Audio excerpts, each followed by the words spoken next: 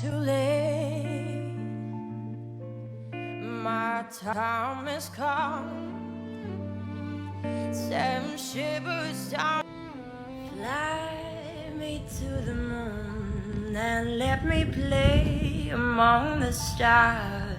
This is the story of a young prodigy who captured over 4 billion views online and successfully transitioned from a viral childhood sensation into a fiercely independent adult artist. From her early beginnings in Oslo to headlining major stages in Las Vegas, Jordan has orchestrated a path to global prominence on her own terms. Born Jordan on January the 10th of 2006, she grew up surrounded by a deeply multicultural family in Norway. Her background brings together a unique blend of Norwegian, Swedish, Iranian, and Japanese roots, giving her a remarkably diverse foundation. Her mother is the daughter of an Iranian artist named and a Japanese father, while her own father is Swedish. This rich blend of cultures shaped her early perspective, and that is when she began exploring music far beyond the typical pop songs her peers enjoyed. Her ears gravitated towards something much older and deeper, laying the groundwork for everything that followed. Classic jazz and soul legends like Billie Holiday, Whitney Houston, and Washington became her most primary musical influences before she even hit grade school. These deep vintage roots set the stage for a moment that broke the internet when she auditioned for Norway's Got Talent in 2014. At just 7 years old, she chose to sing Billie Holiday's complex classic Gloomy Sunday, delivering a vocal performance with a depth that shocked the judges.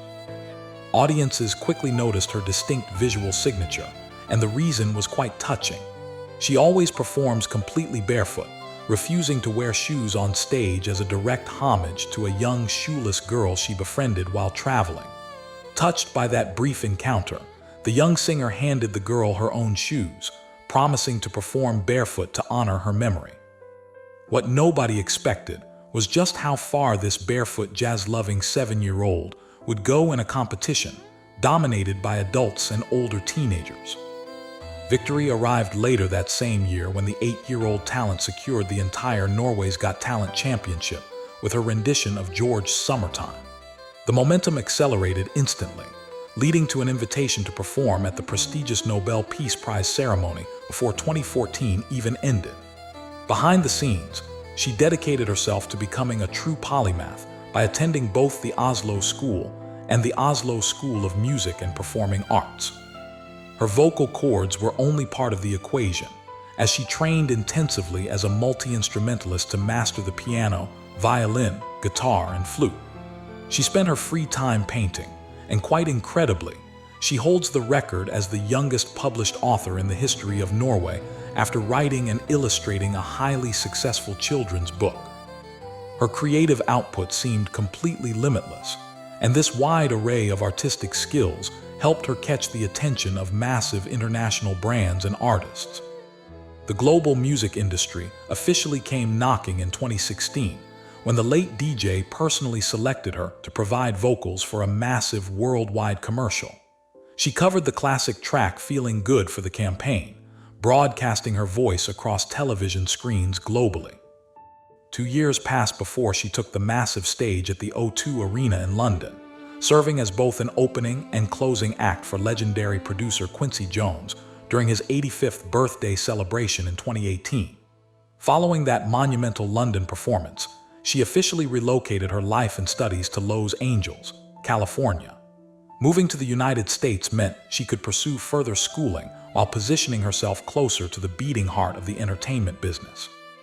Her American arrival set the foundation for a much larger television appearance, placing her right in front of millions of new viewers who had absolutely no idea what kind of powerful voice was about to hit them. Mainstream American audiences formally met the teenage powerhouse in 2020 when the 13-year-old stepped onto the stage of America's Got Talent: The Champions. She chose not to sing a simple standard cover, instead showcasing her advanced skills as a musical arranger by stripping down a heavy rock anthem into a haunting jazz track. She transformed Queen's legendary hit Bohemian Rhapsody, pouring dark blues and jazz elements into the arrangement until it sounded entirely new. Judges sat stunned by the performance, and the result was slamming her hand down to award the young singer the highly coveted Golden Buzzer. Doing her own musical arrangements at such a young age proved she possessed a musical brain matching her vocal talents. This specific televised moment pushed her past viral fame and firmly into the territory of serious musicianship, triggering an overwhelming wave of attention from both the music industry executives and the original rock legends themselves. The internet reaction erupted instantly, prompting the official Queen Twitter account to post their approval by writing, "Wow, what a rendition of Bohemian Rhapsody." Music critics and longtime fans heavily referenced a famous posthumous quote from Freddie Mercury, who once insisted that people could do whatever they wanted with his music as long as they did not make it boring. Everyone agreed her heavily rearranged jazz vocal cover honored his final wish perfectly. This massive surge of visibility led directly to the label Years, and she formally signed a record deal with Republic Records under the Universal Music Group umbrella in 2020. Republic co-founder and CEO Monty personally signed her to the roster, pairing the teenager with heavyweights like the Grammy-winning Norwegian production duo. Together, they co-wrote and produced early label tracks like Million Miles, attempting to merge her classic soul sensibilities with the slickly produced demands of modern American pop radio. A distinct duality began defining her career trajectory during this period, creating tension between the mainstream pop machine and her foundational jazz roots. Republic Records and producers like pushed hard toward a modern R&B sound, culminating in the July 2023 release of her extended play record titled Old Enough. American Songwriter magazine enthusiastically described the project as a momentous occasion, yet fans expected an immediate and massive pop rollout following her reality television success. But here is the thing about her packing. According to widely reported commentary within music circles, her family and the label reached an unverified but deliberate agreement to hold back on heavy mainstream promotion. Stepping away from the relentless pop star grind allowed her to properly finish high school and maintain some semblance of a normal teenage existence. She prioritized her education and personal growth over instant chart domination, keeping a low profile at home. Even with a deliberately measured promotional pace, her achievements during this transitional era remained completely staggering on a global scale. She helped raise an incredible 21 million euros for children and families in need by performing for the Kinder Telethon broadcast in Berlin. Her voice reached sports fans worldwide when she performed the 2022 FIFA anthem, "We Are the Best," alongside producer Red One at the Best FIFA Football Awards. She balanced these massive arena performances with elegant high society appearances, eventually stepping out as a presented debutante at the prestigious bal in Paris during November 2023. These high-profile moments kept her in the public eye while she quietly planned her next major artistic evolution behind closed doors.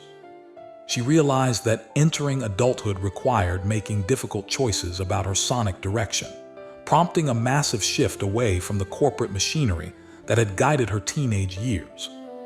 The year 2024 marked a total turning point when she made the bold choice to step away from the major label system at Republic Records. She went completely independent to reclaim absolute creative control over her output, collaborating with renowned songwriter and producer Gad on Kite Records to release the track Bad Valentine. This independent path allowed her to pivot away from polished pop and dive back into the raw classic jazz roots that initially made her famous at age 7. She brought this reclaimed sound to the stage in September 2024, playing her very first headlining Los Angeles concert at the historic Alex Theater. Her artistic reclamation fully materialized in 2025 with the release of her album Secret of the Soul, drawing immense praise from vocal coaches and critics alike. Reviewers celebrated the project for finally reconnecting the artist with her foundational identity, proving she could thrive entirely outside the standard constraints of the modern music business. Today, the raw statistics tracking her independent journey speak volumes about her enduring connection with listeners around the world. Tracks her major streaming platforms at over 3.05 million followers as of late 2025, while her combined performances and viral moments have amassed that staggering total of over 4 billion online views. Transitioning from a reality television child prodigy into a fiercely independent adult performer reached its zenith on January 31st of 2026. She headlined a massive show at the Las Vegas Resort and Casino International Theater, cementing her status as a genuine Las Vegas headliner. From singing Billie Holiday covers as a barefoot 7-year-old on a Norwegian stage to navigating the complexities of major record labels, she wrote her own rules. She proved to the entire industry that the absolute truest path to global domination happens when an artist refuses to abandon their authentic roots.